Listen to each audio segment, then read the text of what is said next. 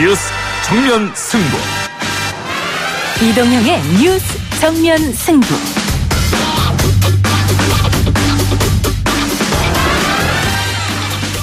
청취자 여러분 안녕하십니까, 이동형입니다.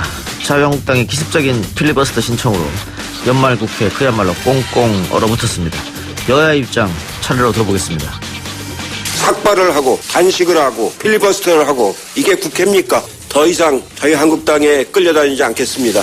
민식이법을 국회 본회의에서 통과시키지 못하게 한 것은 바로 여당입니다. 민식이법은 애당초 필리버스터의 대상이 아니었습니다.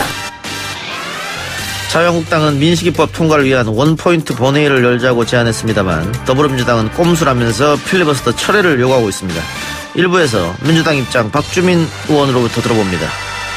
청와대 내부가 지금 범죄에 연루됐다. 여부가 현재 청와대 내부가 범죄에 연루됐다는 게 무슨 말씀이십니까? 아니, 지금 현재 청와대 내부 누구를 말씀하십니까?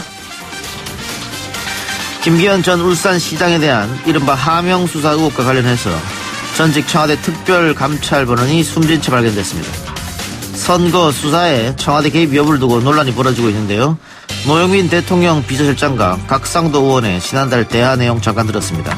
관련 소식 정치 TMI 코너에서 짚어봅니다. 한일 청구권 협정 등과 관련된 모든 피해자들의 배상 문제를 일정한 시한을 정해서 일괄적으로 해결하는 규정을 담아낼 필요가 있다고 생각합니다. 최근 문희상 국회의장은 강제징용, 일본군 위안부 등 일제 강제 동원 문제를 둘러싼 한일 갈등 해소를 위해 새로운 해법을 내놓았습니다. 일명 문희상 아닌데 피해 당사자들의 입장을 들어보겠습니다. 12월 2일 월요일 이동희 뉴스 정면 승부 시작합니다.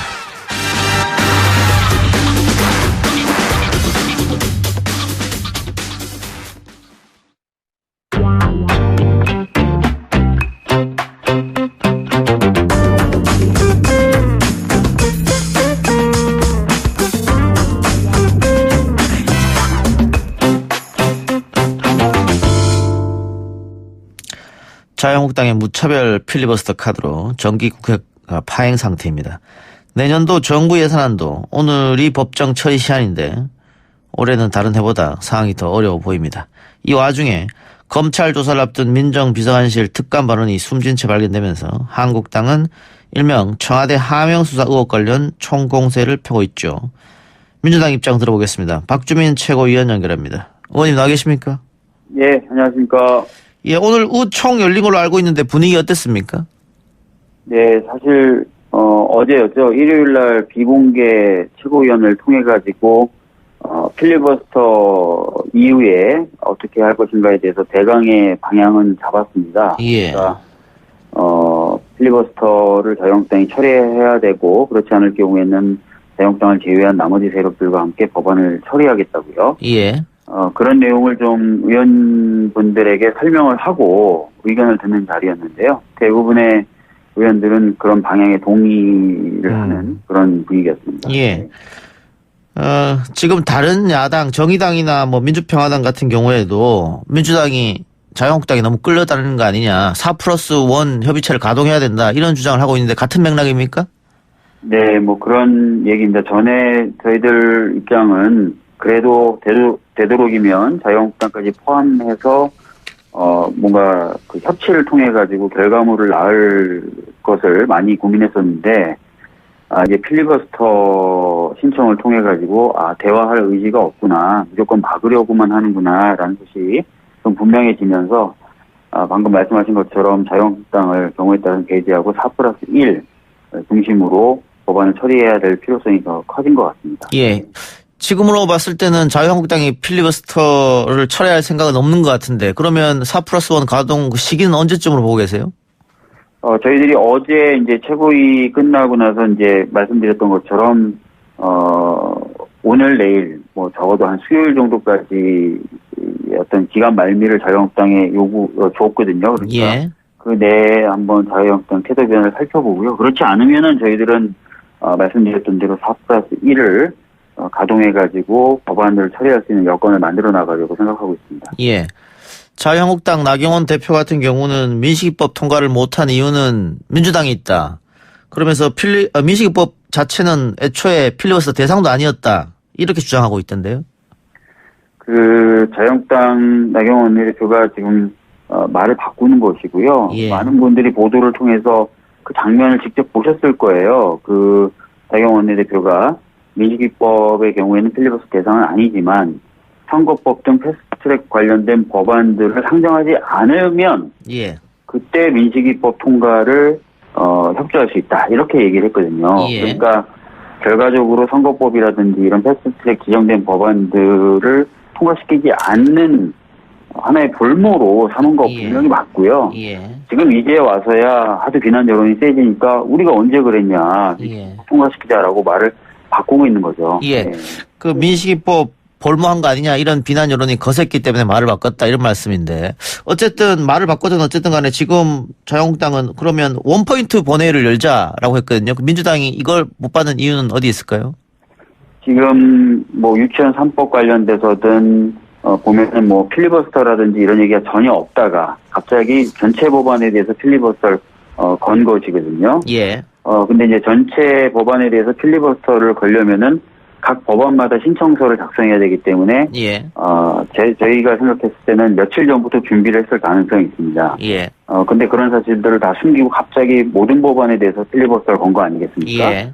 이런 어떤 모습들을 봤을 때 지금 하고 있는 그 말을 과연 저희가 100% 믿어도 되는지에 대한 의구심은 있습니다. 그래서 그런 부분을 좀 분명히 해줘야 될 필요가 있고요. 두 번째는 이왕이면 민식이법 굉장히 중요하고 꼭 필요하고 빨리 통과돼야 됩니다. 예. 그런데 청년기본법이라든지 다른 법안들도 중요한 법안이 있고 특히 야당까지도 다 논의해서 합의했던 법안들 심지어는 야당들이 통과시켜야 된다고 했던 법안들 많이 묶여 있거든요. 그래서 예. 이왕이면 다 풀고 같이 좀 통과를 시킬 수 있었으면 좋겠다라는 입장입니다. 예.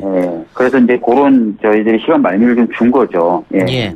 그러니까 그 소상공법이라든가 민식이법 마찬가지고 또 청년보호법, 데이터법 이런 것들 비쟁점 법안은 원래 통과하기로 약속이 돼 있었던 것이죠. 다 약속을 했던 거고요. 방금 말씀하셨던 청년기본법이라든지 이런 건 오히려 자유한국당의 1호 당론 법안이기까지 했어요. 예. 근데 그런 것들까지 다 잡아버리지 않습니까, 지금? 예. 그런 것들 좀 풀어서 민생을 위한 법들이라든지 또는 포항지진 피해자분들을 지원하는 법이라든지 이런 것들은 좀 같이 좀 통과시켰으면 좋겠습니다. 예. 오늘 오신한 바른미래당 원내대표가 방금 이야기한 그 비쟁점 법안 우선 처리하자 이렇게 제안했는데 그건 어떻습니까? 아니 저희들도 그런 부분에 대해서는 부정하지 않는 거죠. 근데 아까 예. 말씀드렸던 것처럼 그 부분에 대해서 지금 자유한국당이 믿을 만한 어떤 조치들을 해줘야 되는 것이고요. 예. 그래서 저희들이 다 풀어라. 그리고 그런 것들을 같이 이제 할 수 있도록 해달라고 지금 요구를 하는 상태인 거죠. 예. 알겠습니다. 어쨌든 오늘 내일 수요일까지는 한번 보겠다 이 말씀이네요. 네. 예. 그런데 이 와중에 그 이른바 백원우 감찰팀에 근무했던 전직 특감반 직원이 그 극단적 선택을 하는 일이 벌어졌습니다. 지금 고민정 대변인은 억측과 오해 탓 이런 얘기를 했는데 어떻게 보고 계십니까? 예, 먼저 돌아가신 분에게는 그 명복을 빌고요. 예. 충격을 받으셨을 가족분들에게는 위로의 말씀을 드립니다. 예. 사실 사실관계를 저희가 지금 명확하게 알질 못하고 있습니다. 예. 그래서 그 부분에 대해서 말씀드리는 게 굉장히 제한적일 수밖에 없다는 말씀을 좀 드리고요. 예. 지금 이 언론에 의해서 유서의 일부가 좀 공개가 돼서 예. 그 유서 내용을 보고 조금 어떤 배경이 있었을까 이렇게 추측하고 있을 정도입니다, 저희들은. 예. 그 처음에 언론을 통해서 나온 유서는 윤석열 총장이 미안하다 이런 내용이 있다라고 했었는데 지금 또 나온 거 보니까 윤석열 총장이 한 3문장 정도를 썼는데 마지막에 우리 가족을 좀 잘 봐달라 이런 얘기도 있다고 해요. 그래서 지금 민병두 의원 같은 경우에는 검찰이 특정 문장만 골라서 언론에 흘리고 있는 거 아니냐 이렇게 불쾌감을 표시하던데요. 예, 사실 제가 봤을 때도 좀 마음에 걸리는 대목이 바로 검찰총장에게 쓰면서 가족을 배려해달라고 예. 썼던 그 문장입니다. 예. 검찰총장이 가족을 배려해서 할 수 있는 일이 뭘까? 예. 도대체 뭐가 있길래 그 문장을 굳이 돌아가시면서 쓰셨을까? 이런 부분에 대해서 저희들도 고민이 되거든요. 수사에 강압이나 압박이 있었지 않느냐 이런 말씀입니까? 그러니까 미루어 짐작하는 것뿐이라서 사실 제가 여기서 말씀드리기는 어렵고요. 예. 그래서 그런 문장을 쓰시게 된 배경이라든지 이런 것들을 저희 당 차원에서 좀 확인해 보려고 하고 있습니다. 예. 그 백원우 별동대라는 이야기도 나오는데 그 청와대에서는 전혀 사실 무근이다라고 이야기했습니다만. 아까도 말씀드렸던 대로 저희가 전반적인 사실관계를 다 파악하고 있진 못합니다. 예. 근데 뭐 지금까지 뭐 청와대가 발표한 입장이라든지 지금까지 확인한 바로는 그 청와대 쪽뿐만 아니라 여러 군데에 여러 방법으로 김기현 전 울산시장에 대한 첩보들과 제보들이 들어왔었다는 거지 않습니까? 예. 그래서 그거를 처리했다는 거고요. 그래서 이제 김기현 그 전 시장에 대한 수사가 뭐 이런 어떤 여러 루트에서 들어온 첩보에 의해서 가동이 된 것이 아닐까라고 예. 저희들은 보고 있습니다. 실제로 오늘 경찰은 그런 어떤 청와대에서의 첩보 전달 이전에도 이미 수사를 계획하고 있었다라는 입장이 나왔고 또 어젠가 언론 보도에 보니까 검찰에서도 수사를 하려고 했었다라는 얘기도 지금 나오고 있거든요. 예. 그 정도로 광범위하게 여러 군데에 첩보가 들어왔었고 그런 어떤 맥락 하에서 지금 수사가 이루어진 것 아닌가 정도로 지금 보고 있습니다. 예. 자유한국당은 국정조사를 요구하던데요. 그래서 지금 단계에서 국정조사를 하는 것이 필요할지 그 부분에 대해서는 좀 회의적이고요. 아까도 말씀드렸던 것처럼 야당이 극찬에 맞지 않는 검찰이 지금 이 사건을 지금 조사하고 수사하고 있지 않습니까? 예. 그러니까 좀 수사 결과를 보는 것 그런 것들이 필요하지 않을까 싶습니다. 수사 결과를 좀 보자고 하셨습니다만 지금 김기현 전 시장 문제라든가 유재수 전 부시장 문제라든가 검찰이 계속해서 이 사건들을 파다 보면 결국엔 총선에 민주당이 불리하게 결과가 미치는 거 아니냐 이런 지적이 좀 있는 것 같은데요. 뭐 선거에서의 유불리를 가지고 접근할 문제는 아닌 것 같습니다. 예. 뭐 잘못한 게 있고 그렇다면은 뭔가 수사가 이루어지고 하는 것에 대해서는 저희들이 뭐라고 할 수가 없고요. 또 뭐라고 예. 해서도 안 된다고 생각합니다. 예. 다만 수사가 좀 정치적인 방향으로 흐른다든지 예. 또는 뭐 수사 과정에서 불법적인 강압이나 이런 것들이 있었는지 이런 것들은 저희들이 점검을 해야 된다고 생각하고 있습니다. 예.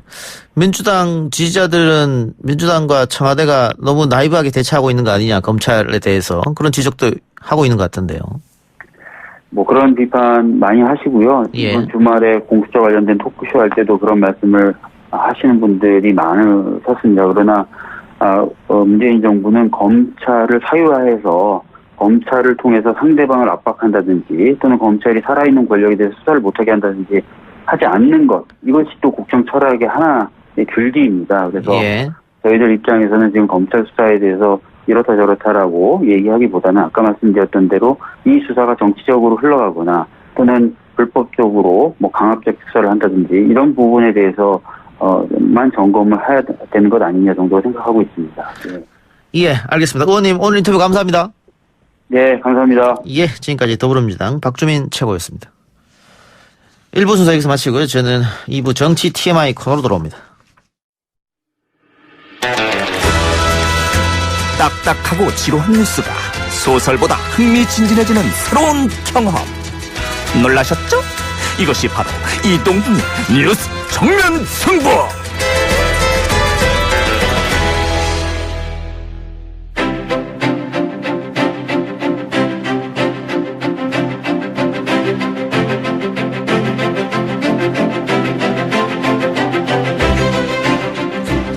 굳이 몰라드는 정보들 디테일은 빼고 양으로 승부합니다. 정치 TMI 오마이 뉴스의 박정호 기자 나왔습니다. 어서 오십시오. 네, 안녕하십니까. 오늘 문 대통령이 청와대에서 수석 보좌관 회의를 열었는데 의미 있는 메시지를 내놓은 것 같습니다. 네, 국회를 향한 메시지가 있었는데요. 네. 문재인 대통령은 국민을 위해 꼭 필요한 법안들을 정치적 사안과 연계해 흥정거리로 전락시키는 것은 있을 수 없는 일이다라고 지적을 했고요. 아이 부모들의 절절한 외침을 무겁게 받아들이는 국회가 돼야 한다라고 강조했습니다. 그러니까 한국당의 무차별 필리버스터 신청으로 인한 국회 마비로 이른바 민식이법 등 민생 법안조차 통과되지 못하고 있는 상황을 강로 비판한 것으로 보이고요. 그리고 이어서 문 대통령은 안타까운 사고로 아이들을 떠나보낸 것도 원통한데 우리 아이들을 협상 카드 사용하지 말라는 절규까지 하게 만들어서는 안 된다라고 또 지적을 했습니다. 또 국민의 생명 안전, 민생 경제를 위한 법안들 하나하나가 국민에게 소중한 법안들로 하루속히 처리해 국민이 걱정하는 국회가 아니라 국민을 걱정하는 국회로 돌아와주길 간곡히 당부드린다라고 얘기를 했습니다. 특히 쟁점 없는 법안들조차 정쟁과 연계시키는 정치 문화는 이제 제발 그만뒀으면 한다라고 호소를 했습니다. 예. 네, 그리고 20대 국회는 파행으로 일관했다라면서 민생보다 정쟁을 앞세우고 국민보다 당리당략을 우선시하는 잘못된 정치가 정상적인 정치를 도태시켰다. 국회 선진화를 위한 법이 오히려 후진적인 발목 잡기 정치에 악용되는 현실을 국민과 함께 우려하지 않을 수 없다라고 예. 거듭 지적을 했습니다. 그 자유한국당을 콕 집어서 이야기하지 않았습니다만 굉장히 이례적으로 자유한국당을 비판하는 그렇습니다. 내용만 보면 한국당을 강하게 비판한 걸로 보입니다. 예, 지금 국회가 제 기능을 못하고 있다는 것은 뭐 모든 분들이 느끼는 바일 텐데 이 필리버스터 전국 여야 입장은 좀 다른 것 같죠? 그렇습니다. 아까 뭐 초반에 저희 방송 통해서 들으셨겠지만 이해찬 민주당 대표 한국당과 더 이상 협상할 여지가 사라졌다고 오늘 선언을 했습니다. 오전에 열린 최고위원 회의에서 만일 지난달 29일 본회의를 열었다면 정기국회 동안 아무것도 못하고 허송세월할 뻔했다면서 한국당의 뜻대로 그렇게 한다면 199번의 임시국회를 열어야 한다는 뜻이다. 국가기관의 기능을 정지시키고 마음대로 하겠다는 게 바로 쿠데타다라고 강하게 지적을 했습니다. 또한 민생 법안은 인질로 헌법과 국회의 폭행을 가한 것이다. 이런 사람들과는 더 이상 협상과 대화를 할 수 없다라고 질타를 했습니다.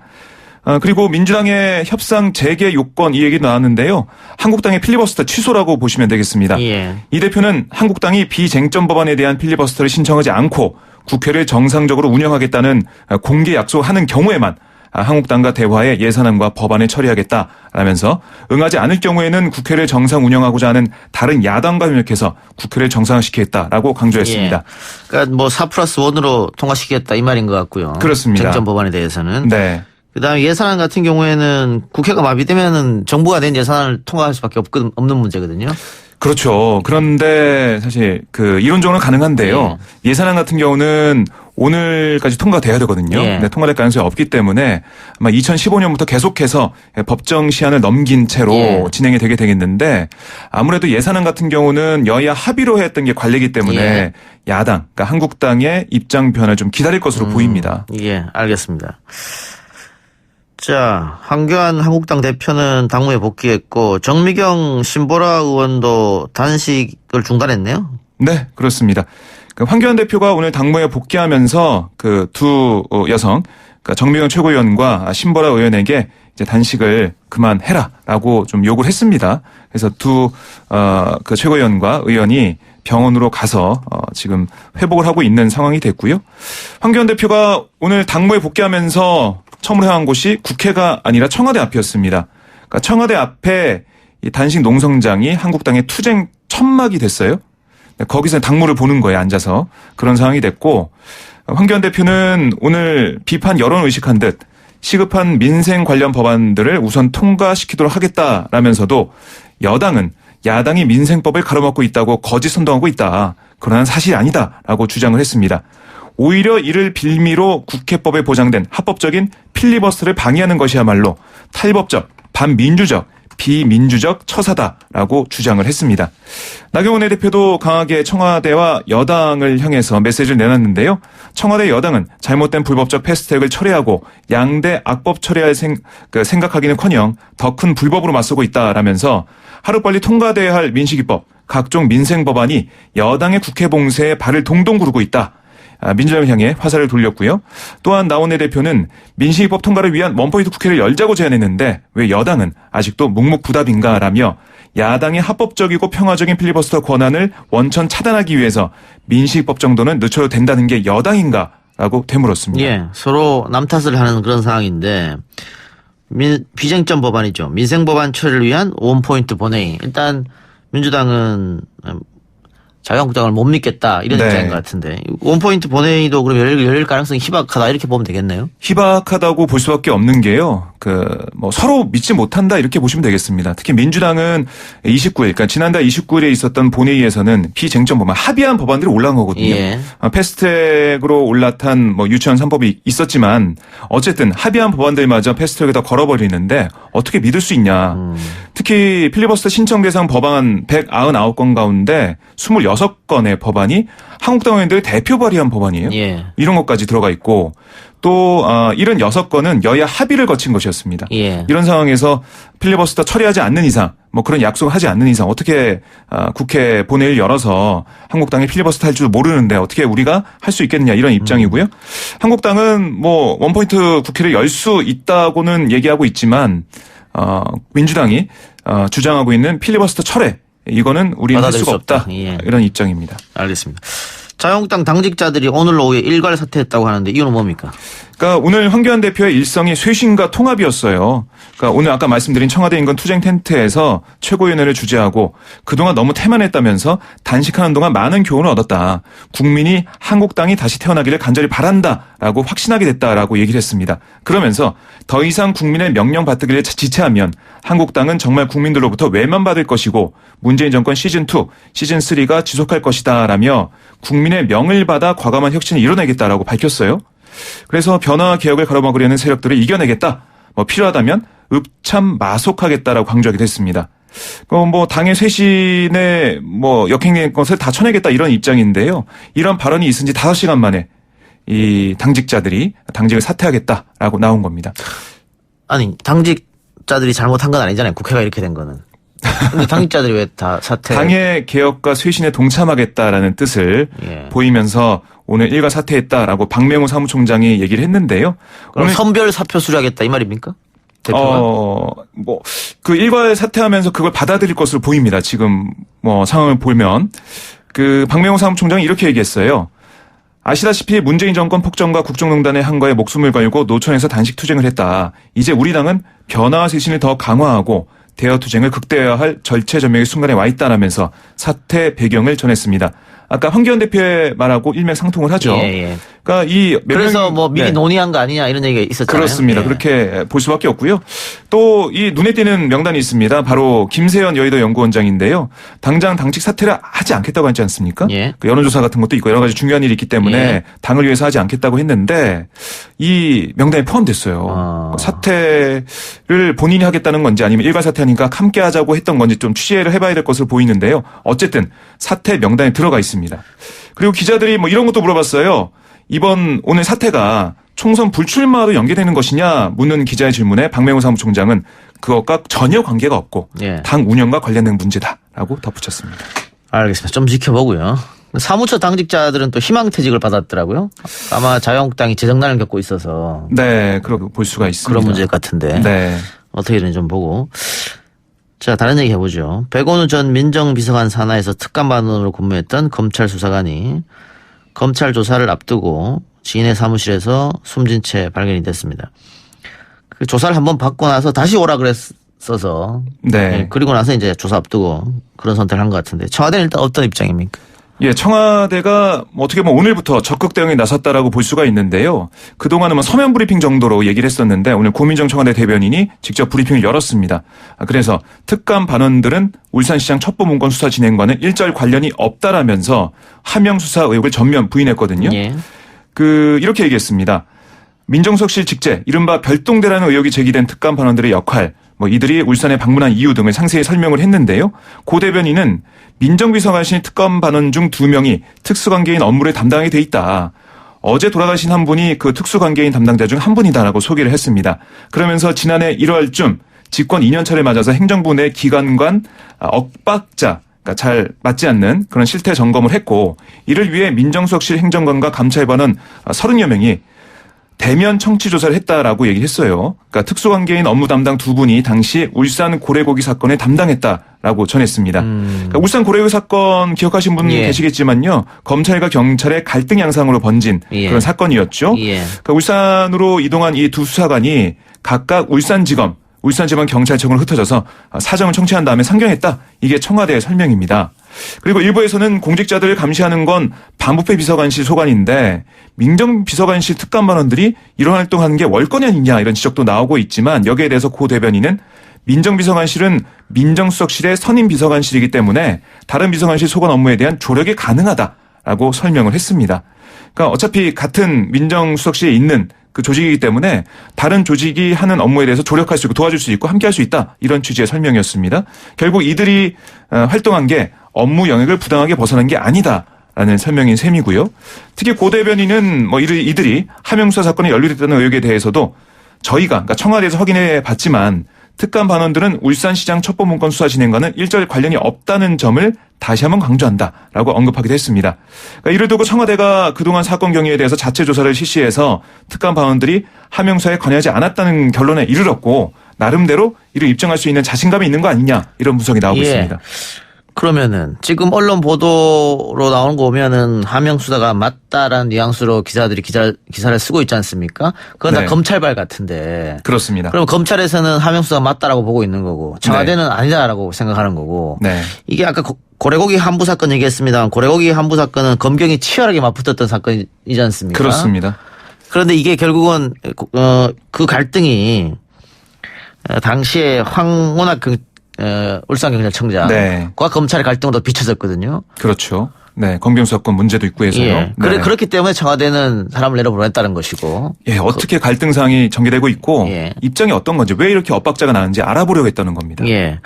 그런데 만일 그런 하명 사건이 아니었다고 하면 어제 그 숨진 분은 왜 그런 선택을 하셨을까 뭐 이런 생각도 들고. 그래서 민주당에서는 압박 수사를 한 거 아니냐 검찰이. 그렇습니다. 그 유서를 봐도 아니 갑자기 유서에 우리 가족을 좀 배려달라는 말을 왜 쓰냐 뭐 이런 것 같아요. 그러니까 여권에서는 지금 사실 기본적인 기조는 좀 말을 아끼는 분위기예요. 이게 검찰 수사가 어디까지 갈지 모르기 때문에 상황을 좀 보고 검찰 수사가 진행 중이니까 그것부터 봐야 되는 거 아니냐 이런 기본적인 입장인데요.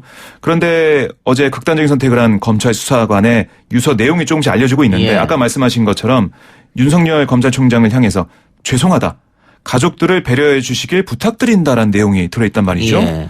왜 극단적인 선택하는 그 상황에서 가족들을 윤 총장에게 부탁을 했을까. 여기에 대한 의심이 여권 내에서 좀 나오고 있습니다. 그러니까 검찰이 과도한 압박을 통해서 그러니까 특히 가족 얘기가 나온 것은 이 수사관에 대해서 뭐 수사를 하면서 하명 수사 의혹뿐만이 아니라 다른 의혹을 수사하면서 가족 관련된 것도 나온 게 아니냐 이런 조심스러운 얘기도 여권에서 나오고 있거든요. 그러니까 별건 수사, 뭐 가족과 연관된 수사를 하면서 극단의 선택한 게 아니냐 이런 얘기가 지금 나오고 있습니다. 그러니까 민주당 입장은 이 사건이 1년이 넘은 사건인데 그동안 캐비넷에 넣어서 묵혀놨다가 지금 이 시점에서 왜 꺼내 들었느냐. 그때 그것부터가 뭔가 도저히 정치적 의도가 있지 않느냐 검찰이 이런 생각을 하고 있는 것 같습니다. 그렇습니다. 거기부터 시작이 되는 거죠. 근데 어쨌든 한국당은 선거농단 총공세에 나섰습니다. 네. 한국당은 이 사건이 하명 수사 의혹과 관련된 뭐 전직 청와대 특별감사관 수사관이 스스로 뭐 극단적인 선택한 것에 대해서 이 수사관을 죽음으로까지 몰고 간 것이 과연 무엇인지 묻지 않을 수가 없다면서 검찰의 철저한 수사로 진상이 밝혀져야 한다. 윗선과 몸통 과연 누구인가라고 주장을 했습니다. 김성원 한국당 대변인은 논평을 통해서 한 행정관의 안타까운 선택으로 거하게 사건이 묻혀서는 안 된다. 본질은 청와대의 불법적 선거 개입이다. 선거 공작은 국기문란 행위이자 국민을 속인 범죄다라고 주장을 했습니다. 그러니까 김기현 울산시장을 뭐 당선시키지 않기 위해서 떨어뜨리기 위해서 이런 게 계획됐다. 이런 게 한국당의 의혹을 제기하는 그런 부분들이죠. 김연아 한국당 원내대변인도 논평에서 하명수사 의혹에 대해서 수사기관을 동원한 선거 개입 공작은 국민 주권을 우롱하고 자유민주주의의 근간을 뒤흔드는 중대한 사건이다. 새치어로 국민을 우롱하는 궤변을 늘어놓으면서 얼렁뚱땅 넘어갈 수 있는 사안이 결코 아니다라고 주장하고 있습니다. 그러니까 자유한국당은 지금 현 시장이죠. 송철호 후보를 당선시키고 김기현 시장을 낙선시키기 위해서 청와대에서 경찰에 수사를 한번 해봐라. 이렇게 첩보를 내렸고. 그렇습니다. 그리고 선거에 영향을 끼치기 위해서 이렇게 수사를 했다. 이렇게 의심하는 거지 않습니까? 그러니까 그 핵심에는 백원우 전 민정비서관이 있다는 게 뭐 이 검찰발 뉴스를 통해서 계속 나오고 있는 의혹이죠. 그러면서 이것은 뭐 백원우 혹은 조국 윗선에서의 지시다 이런 얘기도 나오는데 그 윗선은 그러면 조국 윗선이라고 하면 임종석 당시 실장이나 대통령밖에 없잖아요. 네. 그렇죠. 누굴 뜻하는 겁니까, 그러면? 좀 봐야 되겠는데요. 어쨌든 이 칼끝이 어디까지 갈지 모르기 때문에 그래서 뭐 여권 쪽에서도 좀 지켜보자고 얘기 나오는 거고요. 윗선까지 조국 전 장관 윗선까지 간다면 말씀하신 대로 그 선까지 갈 수 있지 않겠냐. 이런 얘기가 뭐 기자들 사이에서 나오고 법 쪽에서 좀 나오고 있습니다. 그래요. 알겠습니다. 좀 보죠. 네. 한편으로는 이 김기현 전 울산시장 이런 정치 공작으로 인해서 내가 선거에 떨어졌기 때문에 이번 선거는 무효다. 이렇게 네. 이야기하고 있네요. 오늘 국회에서 기자회견을 열었습니다. 김 전 시장 공정한 선거관리해야 할 경찰과 청와대가 도리어 공권력을 동원해서 조직적으로 불법 선거를 주도했다. 그러므로 울산시장 선거는 중대한 하자로 인해 무효다라고 주장을 했습니다. 이에 선거 무효 소송을 제기하려고 한다라며 권력형 관건 공작 선거 게이트의 가장 큰 수혜자이고 공동 책임에서 결코 자유로울 수 없는 송철호 울산시장은 즉각 사퇴하고 국민들에게 공개 사과할 것을 촉구한다라고 주장을 했습니다. 특히 한국당은 선거 무효 소송을 제기하기 위해서 공직선거법 관련 조항에 대해 이번 주 중에 위헌 법률 심판 청구를 제기할 예정이에요. 그러니까 함께 기자회견에 참석한 한국당 법률자문위원회 부위원장 석동현 변호사는 선거 무효 또는 당선 무효 소송을 제기하기 위해서는 현행 법상에는 선거 소청 절차를 거치게 돼 있지만 기간이 이미 경과됐다. 현재는 불가능하다 이렇게 얘기하고 있습니다. 소청 기간이 선거 후 14일로 너무 짧고 뒤늦게 사유를 안 경우에도 소청 허용 규정이 부재한 상태여서 미연적 요소가 다분하다. 그러니까 지금 법상에서는 할 수가 없으니까 이게 미연이다라고 이 소청을 넣어서 처리하겠다 이런 입장입니다. 예.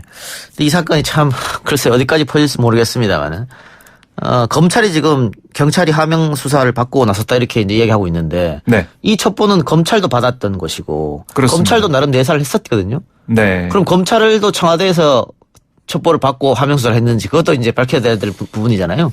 그렇습니다. 뭐 황운하 청장 같은 경우고 뭐 여러 언론을 통해서 인터뷰를 좀 하고 있는데요.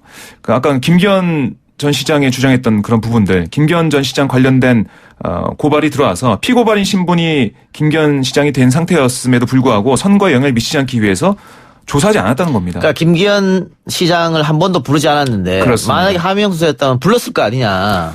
그게 하명수사라는 거에 딱 맞는 얘기죠. 예. 네. 한 번도 안 불렀는데 어떻게 하명 수사냐 이렇게 얘기하는 거죠. 그렇습니다. 그리고 계속해서 여러 가지 수사를 위해서 검찰에다가 뭐 이 영장 청구도 신청하고 뭐 했는데 여러 가지 협조적인 게 안 됐다는 거예요. 그래서 황운하 청장 같은 경우에는 자신을 향한 뭐 어떻게 보면 검찰의 보복성 그런 게 있는 거 아니냐 주장도 좀 하고 있고요. 그러니까 검경 수사권 조정 문제, 그러니까 검찰과 경찰의 문제가 여기까지 온 게 아니냐 이런 얘기도 좀 나오고 있습니다. 예. 검찰도 나름 내사를 하다가 경찰도 수사를 하고 있다고 했기 때문에 결국은 검찰을 송치할 것이니까 더 안 봤다 이렇게 또 얘기했단 말이죠. 그래서 이 문제는 글쎄요 앞뒤가 좀 안 맞는 것 같기도 하고 또 맞는 네. 것 같기도 하고 뭐가 뭔지 잘 모르겠습니다. 조금 그러니까 더 예. 두고 봐야 될 것 같아요. 그렇습니다. 그리고 지금 언론 보도가 좀 난무한데 뭐 황운하 청장과 송철호 당시 후보가 몇 번 어디서 뭐 장어집에서 만났대더라. 조국 전 장관이 울산에 내려가서 송철호를 만났대더라. 근데 지금 또 본인들은 다 아니라고 얘기하고 있거든요.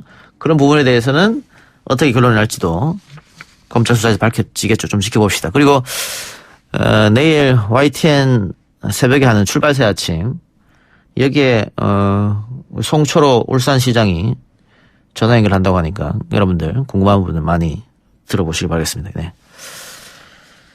자, 북한이 최근 통지문을 통해 일정 시한까지 금강산 지역의 남측 시설물 철거를 요구했고 그러지 않을 경우에 모종의 조치를 취하겠다. 모종의 조치 어떤 걸까요?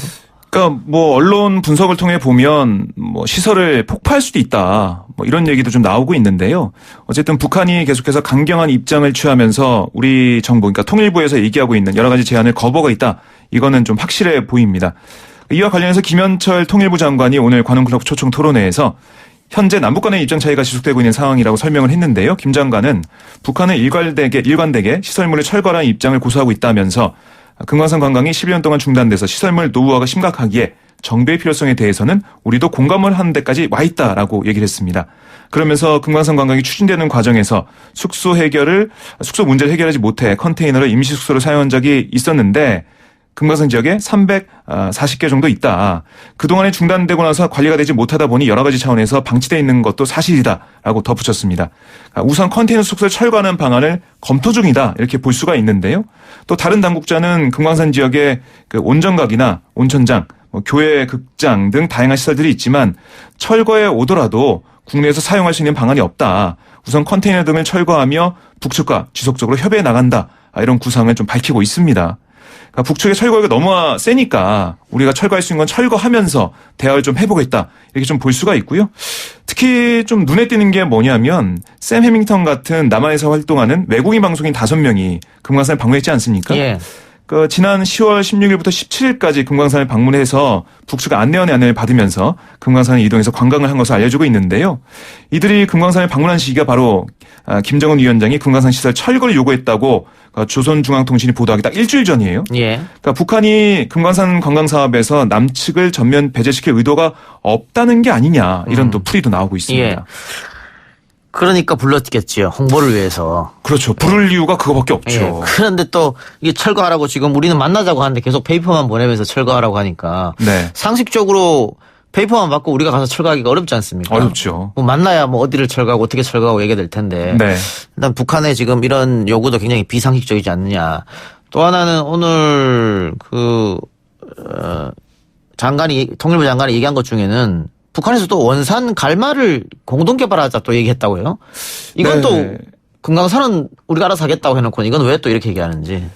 뭐 어떻게 보면 북한의 여러 가지 뭐 태도나 보도 나온 걸 보면 글쎄요 아예 문을 닫지 않은 것으로 보입니다. 그러니까 북미 정상회담 비핵화 협상을 앞두고 새로운 길을 가기 전에 뭐 예. 최대한 압박을 하면서 여러 가지 협상 알겠습니다. 전략을 좀 펴고 있는 것으로 이제 풀이할 수가 있습니다. 오늘 여기까지 하죠. 수고하셨습니다. 네, 고맙습니다. 네, 1, 2부 순서 마치고요. 저는 뉴스 듣고 6시 10분에 찾아뵙겠습니다.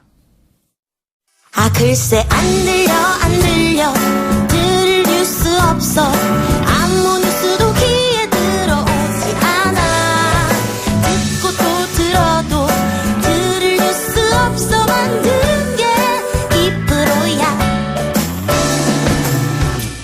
이동영의 뉴스 정면 승부 YTN 라디오 이동의 뉴스 정면 승부 3부 시작합니다. 최근 문희상 국회의장이 일본군 위안부 강제징용 문제와 관련해 새로운 해법이라며 이른바 1+1+알파안을 내놨습니다. 일명 문희상안으로 불리는데요. 일본 기업과 한국 기업이 1+1으로 기부금을 내고 여기에 양국 국민이 자발적 성금까지 더하자는 게 골자입니다. 특히 여기에는 2015년 위안부 합의 당시 일본이 화해치유재단 설립 모금으로 지불했던 금액을 쓰자는 내용도 포함되는데요. 일본 정부 측에서는 긍정적으로 보고 있다는 일본 언론 보도가 나오고 있습니다만 우리 측 시민단체와 피해자 단체에서는 반발의 목소리가 큽니다. 관련해서 정의기억연대 윤미향 이사장 연결해 이야기 나눠봅니다. 이사장님. 네, 안녕하세요. 예. 자, 우선 문희상 의장이 제안한 1+1+알파 어떻게 생각하십니까? 이건 사실은 철회돼야 되죠. 예. 이 문제는 국회에 발의돼도 안 된다고 생각을 합니다. 굉장히 예. 굴욕적이고 예. 2015 한일 합의보다도 더 후퇴한 그런 안이라고 저희들은 보고 있기 때문에 무엇보다도 문희상 국회의장께서 이런 안을 낸 배경이 예. 한일 간의 관계를 뭔가 해결하고 싶다라든가 예. 또 경제보복 조치나 등으로 불거진 한일 간의 갈등을 좀 풀고 싶은 어떤 목적들 예. 이런 것을 나름 풀고 싶은 국회에서 풀고 싶은 그런 의도로 시작을 했다라고 봅니다만은 예. 오히려 이 안을 통해서 한일 간의 갈등, 국내 갈등 그런 여러 가지 상처들을 남길 법안이다. 저희들 그렇게 보고 있어요. 예. 일단 피해자분들께서는 받아들이시지 않을 것 같고요. 그런 이유가 하나 있을 테고 또 다른 이유가 있다면 뭡니까? 굴욕적이라고 말씀하셨는데.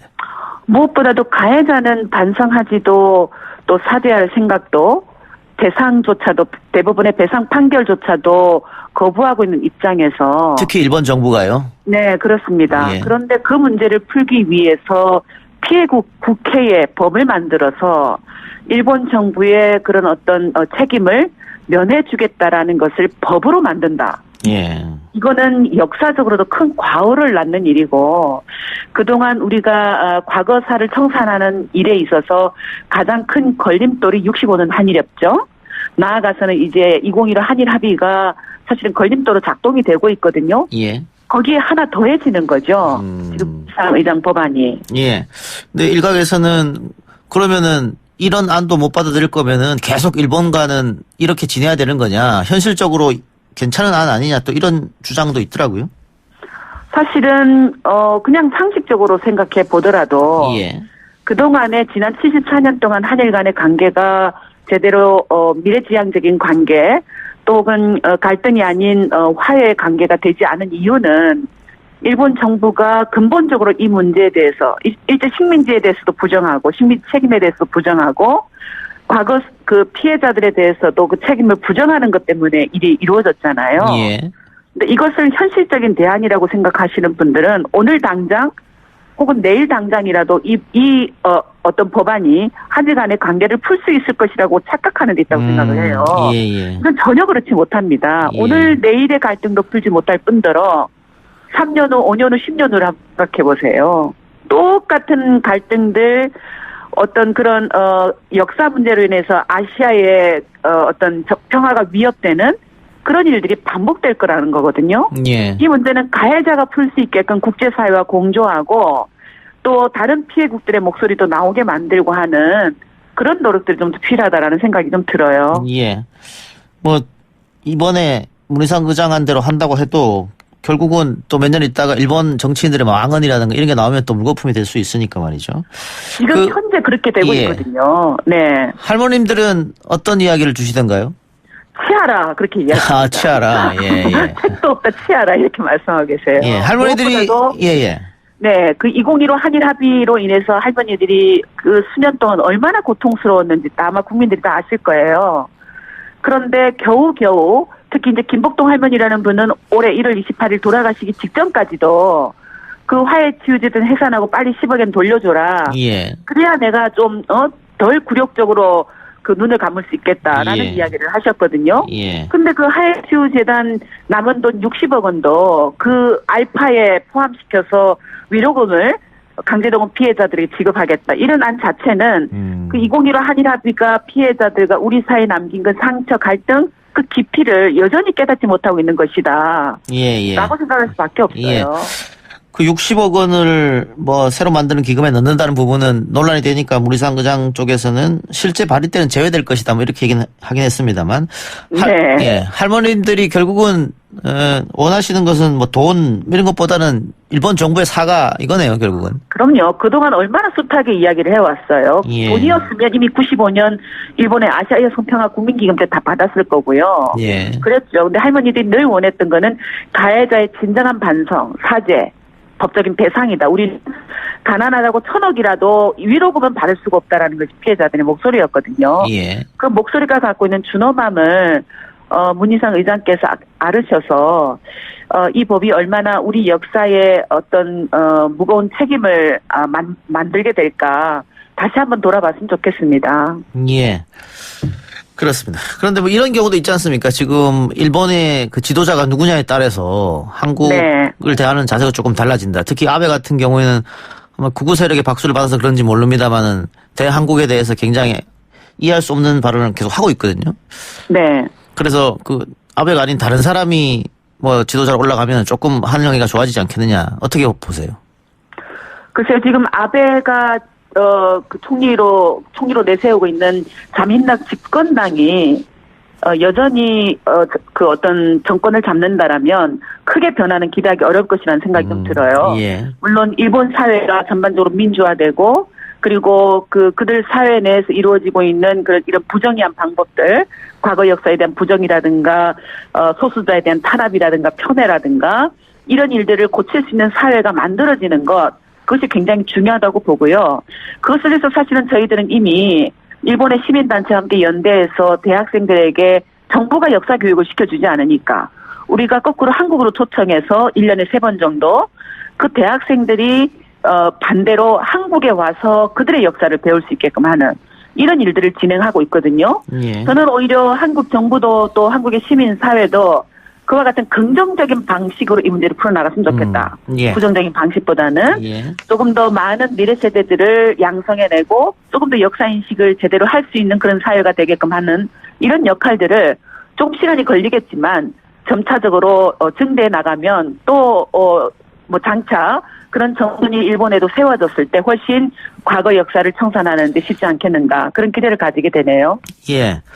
그 강제징용 대법원 판결 보면은 결국은 일본 정부가 했던 행동들이 불법이기 때문에 배상금 개념으로 위자료를 줘라 개인에게 그런 얘기 아니겠습니까? 그렇습니다. 네, 그렇습니다. 예, 그 부분에 대해서 일본 정부가 한국 정부가 제대로 해야 된다. 그러니까 우리 정부에서는 삼권 분립 국가인데 어떻게 사법부 판결을 우리가 마음대로 할 수 있느냐 이렇게 했단 말이죠.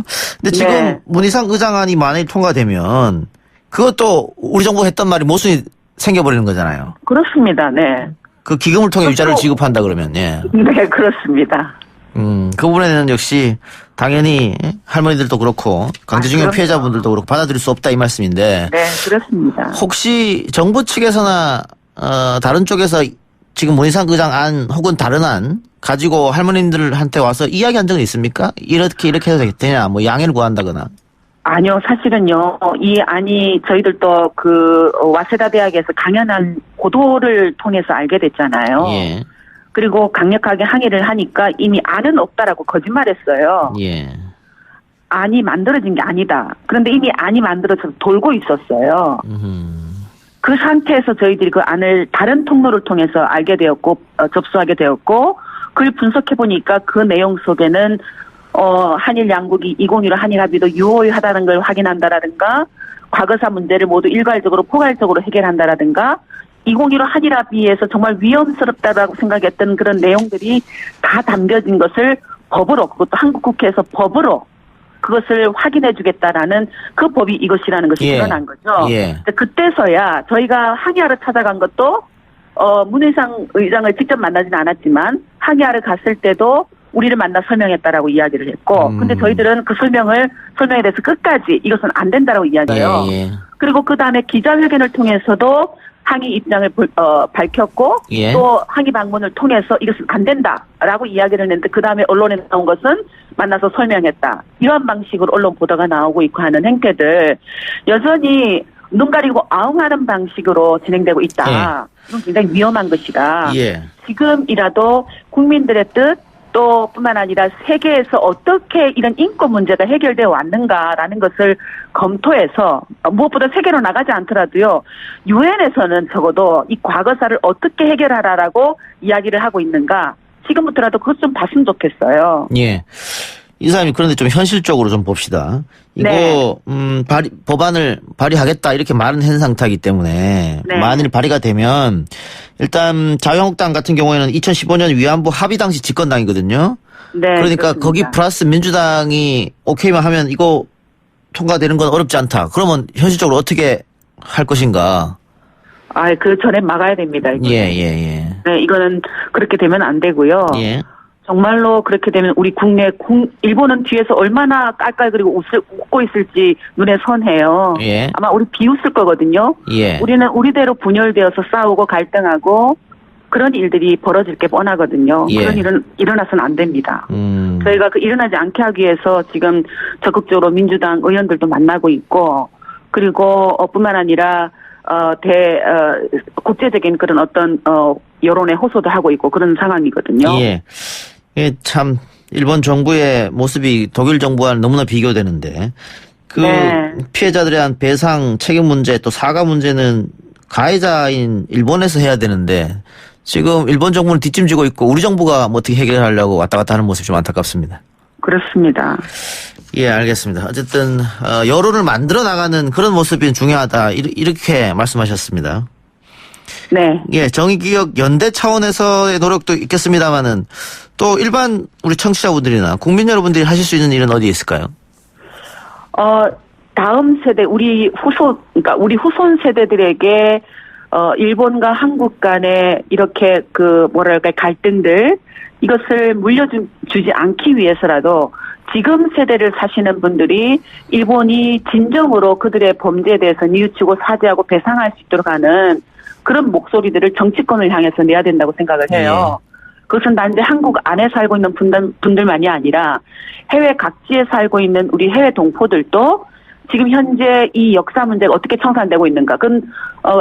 그 해외 각지에 살고 있는 분들은 더군다나 너무나 잘 알고 계시다 생각해요. 독일이 어떻게 이 문제를 해결했는지 잘 알고 있기 때문에 뿐만 아니라 일본이 세계 각지에서 그들의 역사를 부정하고 지우기 위해서 소수상 털거를 압박하고 위안부 문제를 성노예라고 부르는 것은 비방 중상이다라고 공격하는 이런 일들을 다 목도하고 있기 때문에 일반 국민들도 정치권을 향해서 제 목소리를 내줬으면 좋겠다. 역사를 이번에 제대로 청산할 수 있도록 하라라고.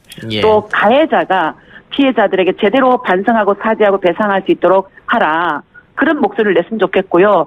그게 사실은 지금 계속되고 있는 불매운동에도 그런 어떤 국민들의 바람은 드러나고 있다고 생각을 해요. 예. 그러니까 그런 것을 오히려 정치권에서 제대로 읽어줬으면 좋겠습니다.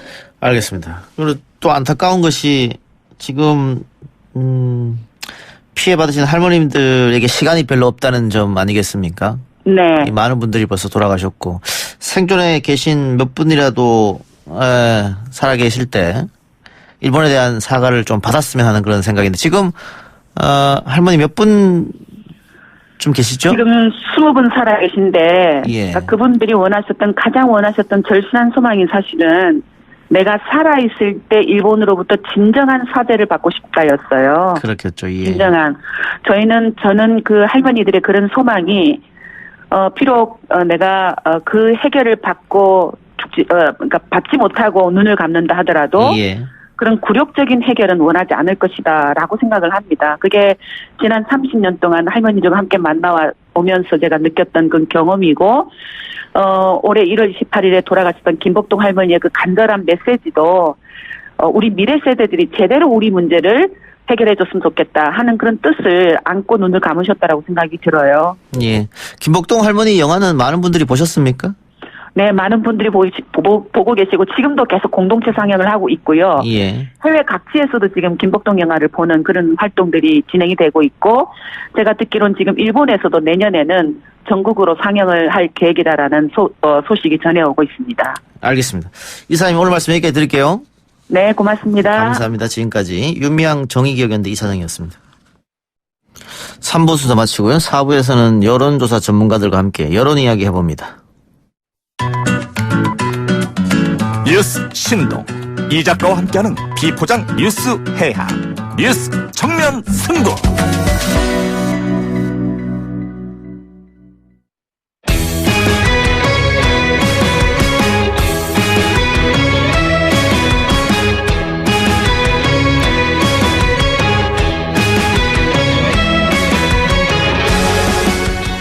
여론조사를 통해 민심을 읽어보는 시간 민심은 숫자다 코너입니다. 오피니언 라이브 윤희용 여론분석센터장 리얼미터 권순정 조사분석실장 나왔습니다. 어서 오십시오. 네, 안녕하십니까. 네, 대통령과 정당 지지율부터 살펴볼까요? 네, 거의 붙었습니다. 문 대통령 국정수행 평가에서 긍정 평가가 47.6%, 부정 평가가 48.3%로 거의 붙어 있습니다. 그러니까 조 전 장관이 10월 3주차 14일 날에 사퇴를 했죠. 그 이후로 물론 일부 등락은 있었지만 전체적으로 보면 상승세이고요. 회복세로 볼 수 있겠습니다. 특히 이제 짚어야 될 점은 중도층에서 49.1%로 50%에 근접했고요. 이것은 한 4개월 만에 긍정 평가가 부정 평가를 앞선 그런 결과입니다. 근데 그것이 눈에 띄고요. 아세안 정상회의 그게 영향이 미치지 않았을까요? 그렇죠. 그러니까 제가 봤을 때는 만약에 해안포라든지 그 초대형 그 방사포 이 발사라든지 여타의 그 진영별 양극화를 초래했던 황교안 대표의 단식이라든지 그러한 부분들이 없었다고 한다면은 제가 봤을 때는 워낙 대규모의 뭐 한아세안 한메콩 그리고 전후에 싱가포르 말레이시아 다자 양자 대규모 그 외교 행사가 벌어졌기 때문에 근데 그런 어떤 이제 대북 이슈가 없었다고 한다면 더 올랐을 텐데 네. 좀 이제 약간 오르고 이제 말았다 이제 그렇게 보여지고요. 정당 지지율은 두 당이 계속 오르고 있습니다. 39% 민주당, 한국당은 32.9%, 33%로 보면 되겠습니다. 지금 한국당의 지지율을 자세히 보면 9월 2주차부터 리얼미터 기준입니다. 11월 4주차, 그러니까 지난주까지 무려 11주 연속, 그러니까 약 3개월 연속 30%대를 넘어서고 있습니다. 그리고 지난주 같은 경우는 이제 중도청, 진보 보수청에서 각각 민주당, 한국당으로 65% 선을 넘어서서 진영별 양극화가 심화되고 있는 모습들을 보여줬는데요. 역시 한교안 그 한국당 대표의 단식 이 부분들 그리고 패스트트랙 전국에 이제 본격화되기 시작했죠. 지난주 주 후반부터 이러한 부분들이 영향을 미쳤다고 봐야 될 것 같습니다. 예. 25일부터 29일까지 조사를 했기 때문에 뭐 국회에서 패스트트랙 가지고 신랑이 벌이는 그건 아마 들어가지 않았을 테고 그러면은 황교안 대표의 단식이 아마 가장 영향을 미치지 않았나 보는데 그 황교안 대표의 단식만 가지고 여론조사했을 때는 공감한다보다 공감하지 않는다가 훨씬 높았거든요. 네. 그런데 한국당이 지난 조사보다 2.6%포인트 상당 부분 올라간 이유는 어디 있을까요? 일단은 기본적으로 지금 전국이 양극화된다는 것은 진보는 민주당으로 반면 보수는 한국당으로 움직인다는 것인데 이제 아까도 이제 우리 이제 바깥에서 이제 그 얘기를 나눴었는데 진영별 양극화라는 것은 기본적으로 이성이라든지 합리성에 따라서 판단을 하는 것이 아닙니다. 진영별 양극화됐다는 것은 진영 논리에 따라서 정치적인 편견을 가지고서 판단을 한다는 것인데 사실 그 한교안 한국당 대표 이 부분도 같은 경우는 전반적으로 조사를 해보면 그렇게 됐지만 보수청 그리고 보수적인 성격을 가지고 있는 중도청 같은 경우는 좀 다른 의견을 가지고 있을 것 같습니다. 예. 네. 이게 뭐 정당에서 우리가 언론에서 많이 얘기하듯이 정당에 다양한 목소리가 있으면 그 당이 이제 건강한 정당이다. 그래서 또 긍정적인 것이 측면이 크다라고 얘기를 하긴 하지만 실제 이제 정치적 현상은 좀 다르게 돌아갑니다. 그러니까 당에서 다양한 목소리가 나오는 것은 당 대표라든가 당 지도부에 대해서 이견을 표출하는 것이고 그것은 외부로 당내 분란, 분열로 이제 비춰지게 되면서 지지가 이탈하거나 또는 이제 지지가 모이지 않는 현상들을 나타나게 되는 것이거든요. 그러니까 방금 이제 앵커께서 말씀하신 대로 황교안 대표가 단식을 하게 되면서 그 전에 있었던 당 대표 리더십을 이제 흔들기 이런 모습들이 사실은 상당히 심했습니다만은 단식이 들어가고 나면서 어쨌든 그런 부분들 줄어들면서 당이 좀 일사불란한 모습을 이제 보이면서 하나의 목소리가 나왔다. 예, 그러면서 이제 야권 지지층, 보수 성향층들이 어쨌든 한국당에 대한 지지를 표출하는 현상으로 좀 약간은 이어지는 효과가 있었다 이렇게 볼 수 있을 것 같습니다. 예, 알겠습니다. 요거 조사한 개요 설명해 주시죠. 네, 이번 조금 전에 소개해드린 조사는 지난주 25일부터 29일까지 5일간 조사를 했고요. 전국 19세 이상 유권자 2,506명을 대상으로 했습니다. 조사 방법은 유무선 이메일기 전화면접 자동응답 혼용으로 했고요. 표본 열차는 95% 수신료 수준 플러스 마이너스 2.0% 포인트 그리고 응답률은 4.8%였습니다. 예. 방금 윤희용 센터장이 자유한국당이 하나의 목소리를 내기 시작했다. 리더십 흔들김 이런 게 사라지고. 예. 그리고 지금 자유한국당 내에서 황교안 대표가 그 여의도식 여론법 셈하고 다르게 가는데 그런데 이상하게 결과는 좋다. 이런 말이 나오고 있단 말이죠. 예를 들면 삭발을 했더니 조국 장관이 내려온다든가 네. 단식을 했더니 지소미아가 뭐 조건부 연장이 된다든가 그리고 나서 또 어쨌든 이렇게 지지도가 오른다든가 그러면 앞으로 그 한국당은 황교안 대표를 위시로 해서 똘똘 뭉친 현상이 더 나타날 수 있겠네요. 그렇죠. 지금 이제 황교안 대표의 보여주는 모습이 이제 과거에 보면은 정치력, 협상력 이런 것들이 이제 미흡하다. 그러면서 이제 당 대표가 좀 유약하다. 이제 이런 모습들을 비판들이 있었는데 방금 말씀하신 이제 그런 현상들 있게 되면서 결기 있는 리더십을 보였다라고 하는 것이 이제 보수층에게는 이전과 다른 이제 평가를 받는 측면이 있고 말씀하신 대로 실제인지 비춰지는 것인지 모르겠습니다. 우연의 일치인지 모르겠습니다만 또 성과가 좀 있었다라고 하는 것은 이제 비춰지는 측면이 있는데 그런 것들은 어쨌든 황 대표의 리더십을 어쨌든 한국당 내에서는 더 강화시킬 가능성이 있고 그건 여부를 떠나서 사실은 한국당에서 황교안 대표의 리더십이 크게 흔들리기 어려운 구조적 문제가 있습니다. 뭐냐 하면 당내에 과거의 친이계라든가 비주류계들이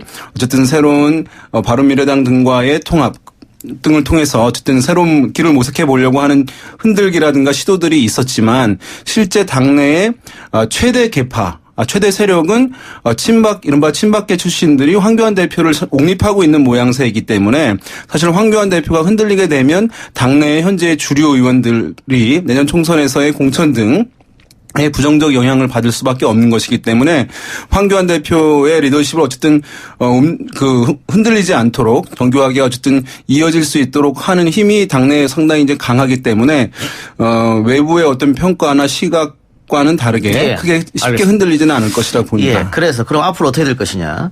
지금 한교안 대표가 단식을 그만두고 다시 한번 초강수 이야기를 하고 있거든요. 선명 대여 투쟁, 강경론 이렇게 나오고 있을 거란 말이죠. 또 그렇게 하겠다고 얘기했고 이렇게 갔을 때 최종적으로 자유한국당의 득실은 어떻게 될 것인가?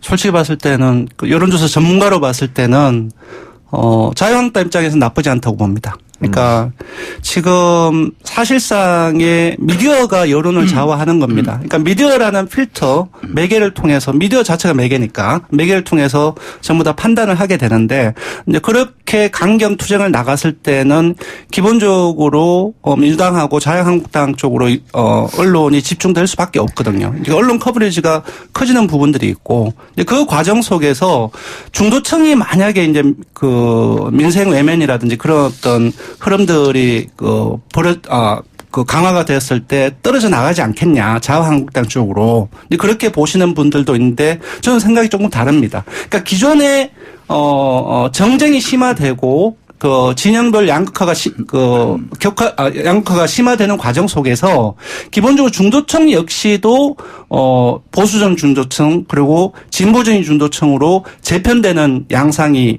나타났었거든요. 그리고 중도층 내에서의 무당성은 줄어들고 만약에 그렇게 강경 투쟁을 지속적으로 이어간다고 한다면은 자유한국당 입장에서는 기존에 이제 이른바 집토끼라고 하는 보수층을 결집시킬 수 있을 것이고 그리고 중도층 역시도 보수 중도층을 이제 따로 떼서 결집시킬 가능성도 배제하기 힘들다. 즉 만약에 그 문재인 정부 초반기 때 이런 일이 벌어졌으면은 다른 결과가 나왔겠지만 이미 정장화가 한동안 한 1년 이상 동안 지속되는 상황 속에서 그러한 흐름들이 그런 프레임 자체가 형성되었다는 거죠.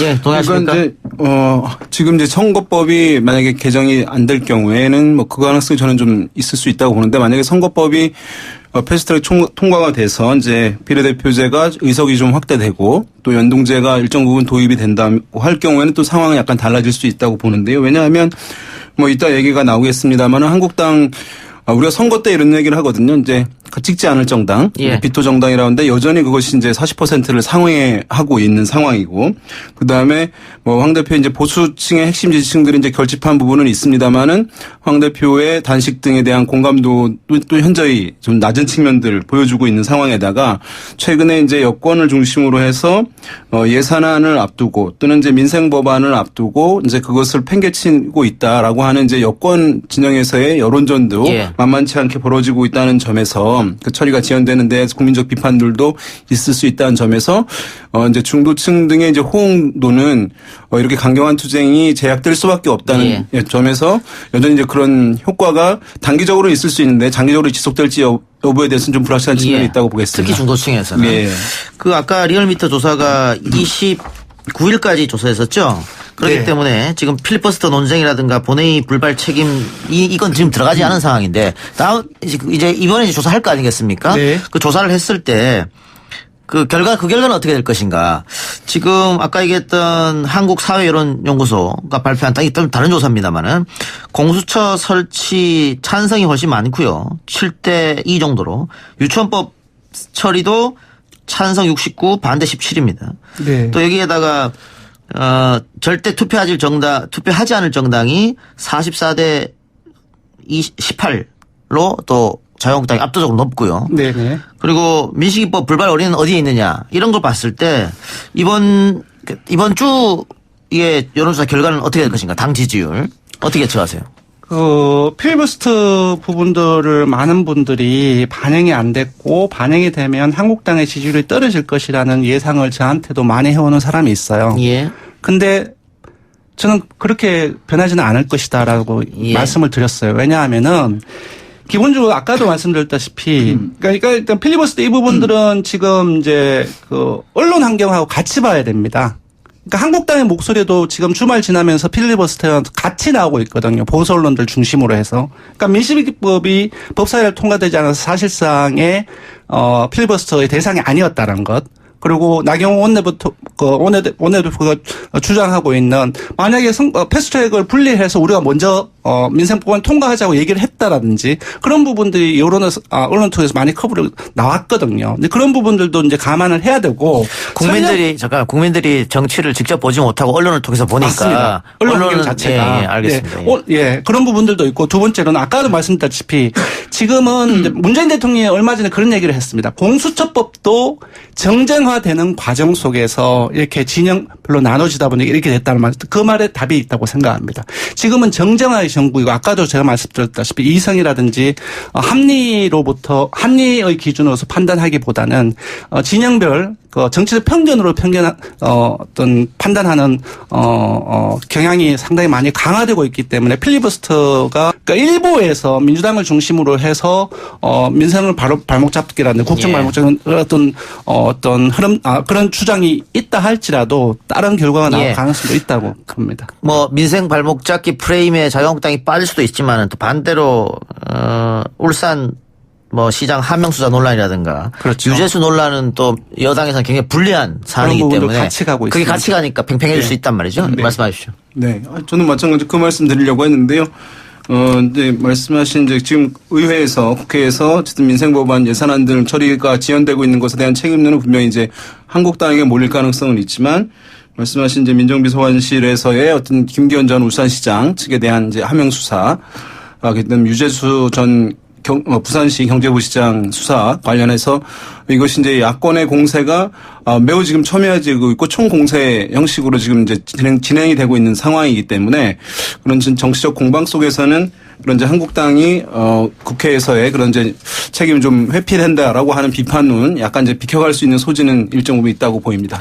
네, 한국 사회 여론 연구소가 발표한 11월 정례조사 다시 한번 말씀드리면요, 절대 투표하지 않을 정당이 한국당이 44.4, 민주당이 18.5, 공수처 설치 법안 처리 찬성이 71%, 반대가 25.4%, 유치원 3법 처리 찬성이 69.2%, 반대가 17.8%였고요.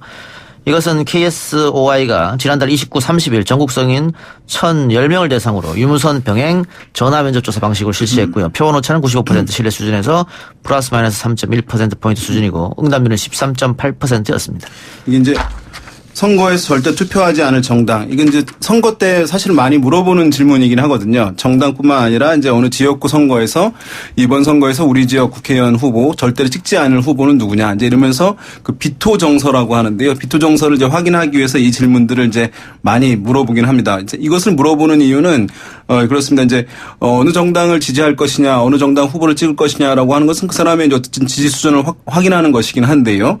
그다음에 이제 확장성을 알아보기 위해서 물어보는 것이 이제 호감도라고 있어요. 그러니까 그 사람을 좋아하느냐 또는 싫어하느냐 이렇게 물었는데 잘 알지 못하지만 나 좋아한다라고 하는 비율이 높게 되면 이 사람은 알려지면 알려질수록 지지도가 늘어나겠구나라고 하는 확장성이 있구나라고 얘기를 하는데, 만약에 방금 이제 설명해 주신 문항 같은 경우에 절대로 찍지 않을 후보, 절대로 찍지 않을 정당을 물어보는 것은 그것이 이제 확장성 여부를 판단해 볼 수 있는 가늠자예요. 근데 한국당이 지금 45%가량 나온다는 것은 상당히 사실은 이거 높은 수준이거든요. 이전에도 여러 이제 조사들이 있었지만 어느 정당에 대한 비토 정서가 이렇게 40% 중반대까지 나오는 경우는 많지 않았었는데요.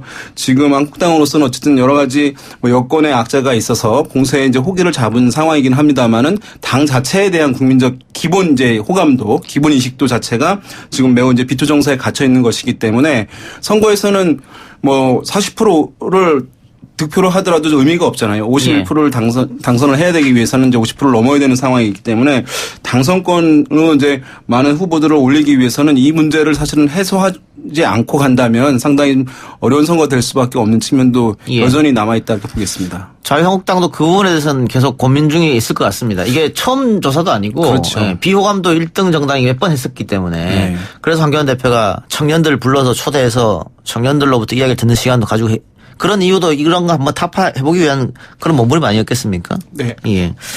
그래 한국당이 앞으로 어떤 전략으로 총선 임하는지 좀 지켜보고요.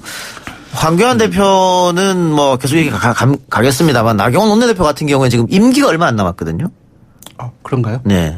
언제가 임기인가요? 12월 초까지입니다. 다 됐네. 지금 벌써 12월 초잖아요. 12월 예. 그래서 나경원 원내대표의 또 앞으로 어떻게 될 것인가.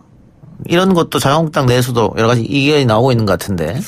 그렇죠. 고민은 있을 것이라고 봅니다. 당 주류에서는 어쨌든 뭐 나경원 대표가 홀로 독자 좀 플레이를 하면서 대표와 좀 결이 비슷하게 보조적으로 모습을 보이지 않는다라고 하는 불만이 있을 수는 있거든요. 근데 인지도는 타의 추정을 불허하지 않습니까? 그렇습니다. 그런 상황이고 거기다가 이제 어쨌든 지금 친박 일색으로 가게 되면 외부의 시선, 중도층이 바라봤을 때 그 외부의 긍정적 시선 자체가 없어질 수가 있는 것이기 때문에 그리고 이제 전쟁 중이잖아요. 이제 야당 입장에서는 지금 여권과 전쟁 중인데 전쟁 중에서 어쨌든 장수를 바꿔야 되느냐라고 하는 또 비판적 시각도 있을 수 있기 때문에 당의 핵심들은 어쨌든 좀 교체 희망하는 기류도 이제 있는 것으로 알려지고 있습니다만은 실제 현실상 강하게 이제 바로 내쳐서 선거가 총선이 지금 한 4개월 정도밖에 남지 않은 상황에서 교체를 단행하기도 또 쉽지 않은 그런 약간 딜레마 상황인 것으로 보입니다. 알겠습니다. 자, 현안 조사했던 거 한번 이야기해 봅시다. 지금 이 안건은 패스트트랙에 올라 있는 안건인데요. 네. 만 18세 이상 선거 연령 하향 조정 관련 찬반 여론조사했는데 지금은 만 19세죠. 그렇죠. 만 19세가 되어야 투표를 할 수 있는데 이걸 한 살 낮춰서 만 18세로 하자. 네. 결과 어떻게 나왔습니까? 이게 참 재밌습니다. 그러니까 지난주 금요일 날에 조사를 했는데 그러니까 한 살 낮추는 거에 대해서 찬성한다가 45% 정도가 나왔고요. 반대가 50%가 나왔습니다. 물론 500명 조사이기 때문에 오차범위 내이긴 하지만 다소 반대쪽으로 기울어진 양상이죠. 근데 이제 8개월 전에 완전히 동일한 질문으로 조사를 한 적이 있거든요.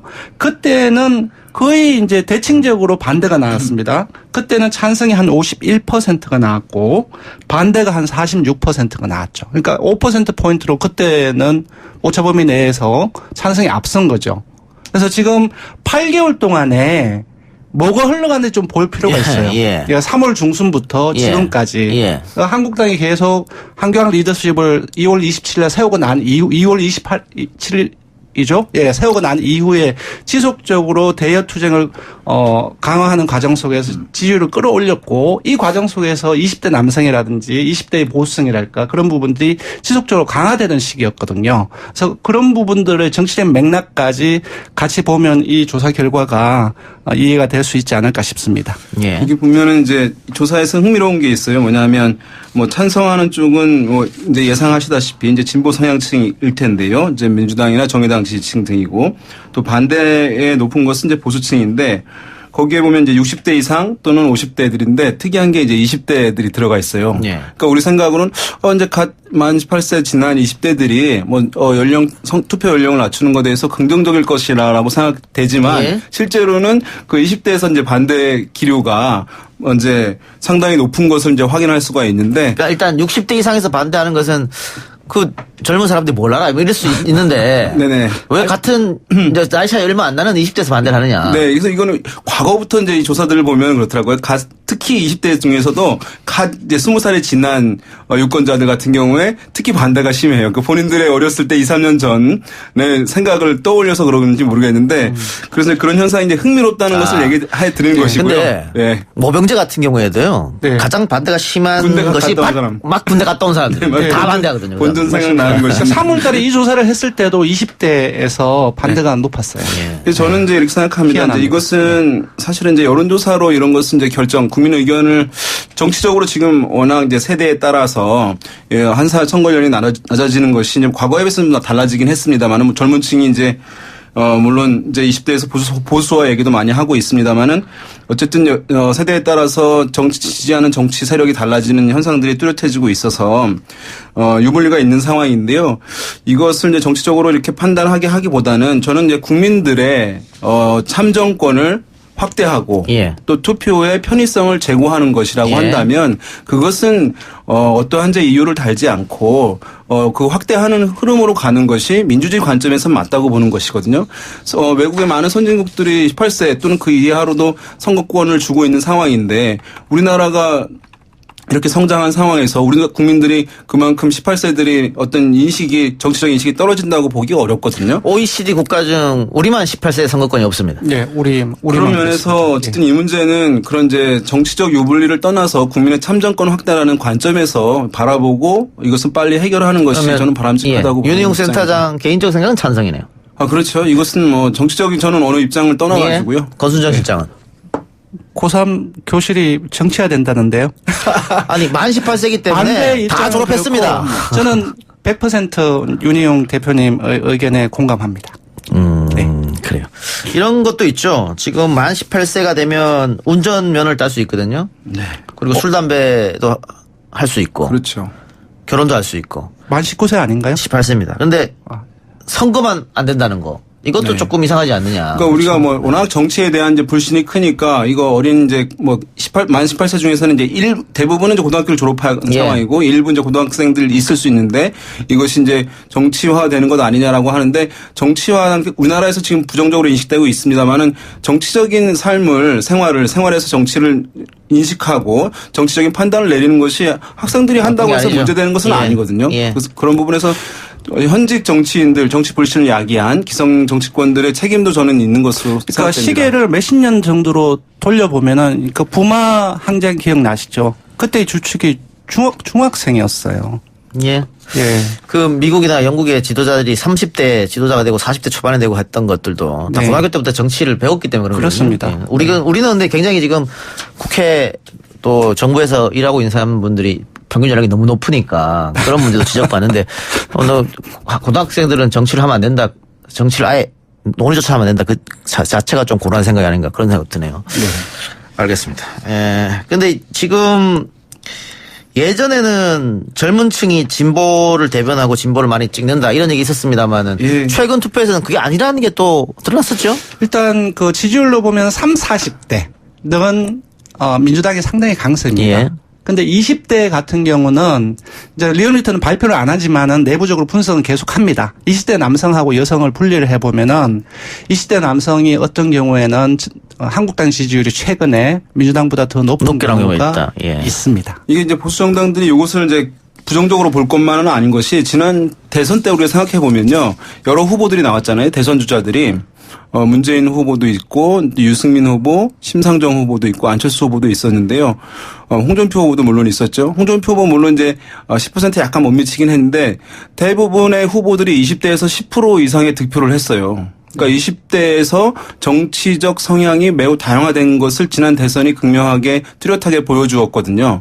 그러니까 20대들 이렇게 다양성이 있기 때문에 이 기회에 이 논의 좀 한번 해서 하면 좋지 않을까 생각됩니다. 예. 두 분 다음 주에 뵙겠습니다. 수고하셨습니다. 네, 감사합니다. 감사합니다. 내일 뵙겠습니다.